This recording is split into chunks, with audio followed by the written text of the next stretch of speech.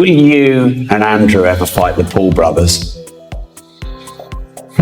So I was asked about this. I'm in good shape now. Could I fight again? Yes. The boxing world may be on the verge of one of the most unexpected matchups yet, the Paul brothers versus the Tate brothers. Drew, fighter, legitimate, badass mother, strong mentality. Sorry, Tristan Tate is the weak link. bro, come on. Tristan, I say let's he got a bad shoulder.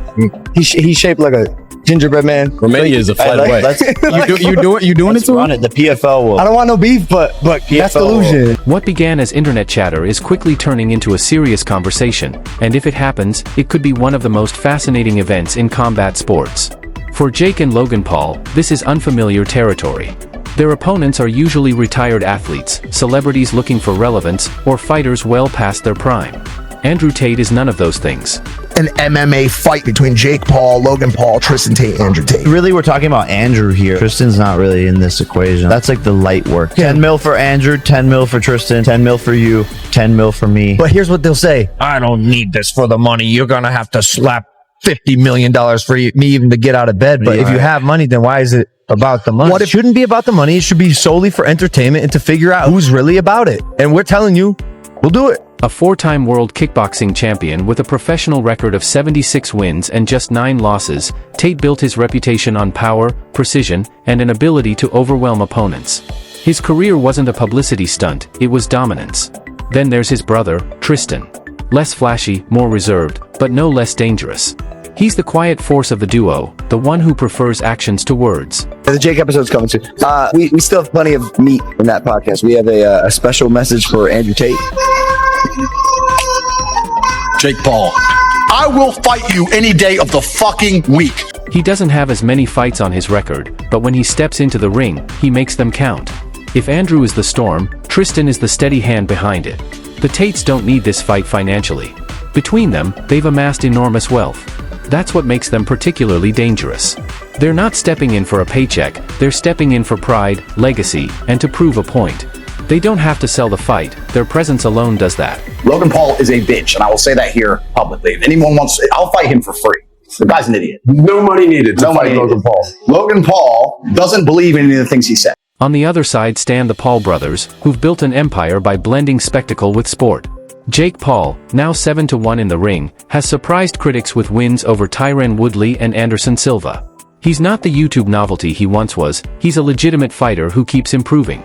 Logan Paul has gone a different direction, dabbling in WWE and exhibition bouts, but his profile ensures that any fight he's part of grabs headlines. Him and my brother, maybe, and obviously KSI would die. But people like Jake Paul, I feel like they... The contrast is what makes this matchup compelling.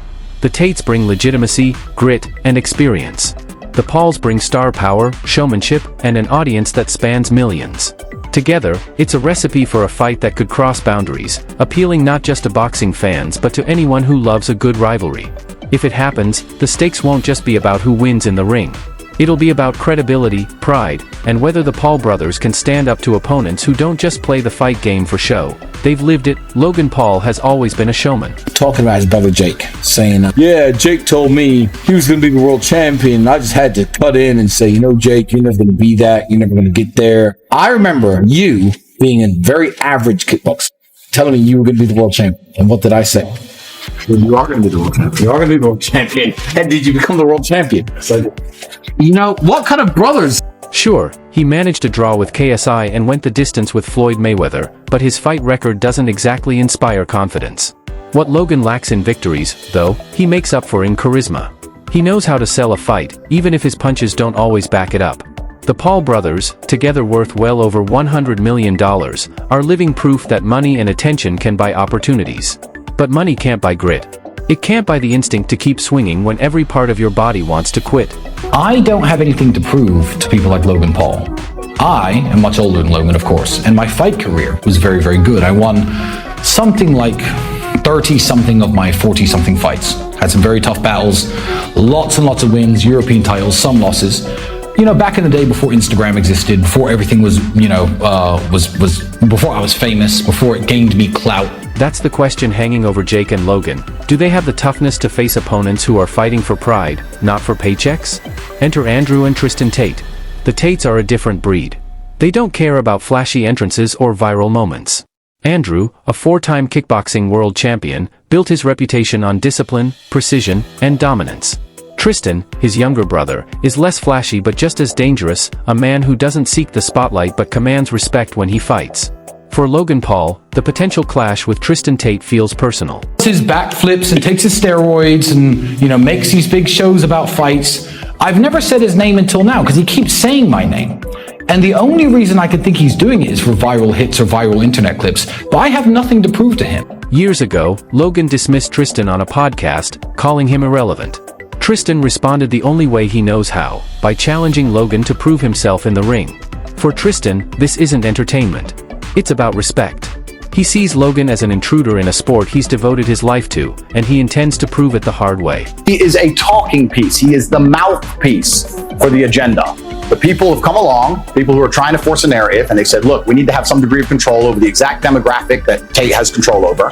We're going to use Logan Paul and attempt to use him. And he sits there and just purports the bullshit points of view. But while Logan and Tristan circle each other, the bigger storm is brewing between Jake Paul and Andrew Tate. Jake has carefully built his boxing resume with wins over Tyron Woodley and Anderson Silva, pushing his record to 7-1. But critics, and Andrew Tate, argue those victories were more spectacle than substance. Tate has mocked Jake's fights as WWE-level stunts, staged events designed to inflate his reputation. That skepticism only grew after Jake's controversial win over Mike Tyson in November 2024. The fight drew massive attention, streamed live on Netflix, but left fans divided. As for Logan, I've never said his name until now because he keeps saying my name. Tristan Tate is a weak link. He's shaped like a gingerbread man. He's had, 6 fights, lost them all. I'm known as a fighter in a way that he never will. Tyson, 58 at the time, appeared restrained, leading many to question whether the bout was more business deal than genuine contest. Andrew Tate has seized on that doubt. He's taunted Jake relentlessly, challenging him to step into a real fight, one without scripts, safety nets, or excuses. For Tate, it's not about money or exposure. It's about pride, legacy, and reminding the world what a real fighter looks like. For Jake, however, the stakes couldn't be higher.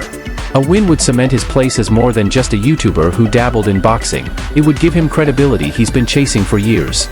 2 brothers, 1 cage.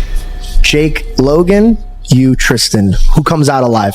You know what? I'm trying so hard to not start internet beefs. You could say Jake and Logan, man. Don't worry about it. No, I can't lie. A loss, though, could unravel everything. His reputation, his business deals, and the empire he's built around his name. And that's what makes a potential Paul versus Tate showdown so compelling. It's more than a fight. A lot of talking, and they're fantastic at it. It's why they have a following.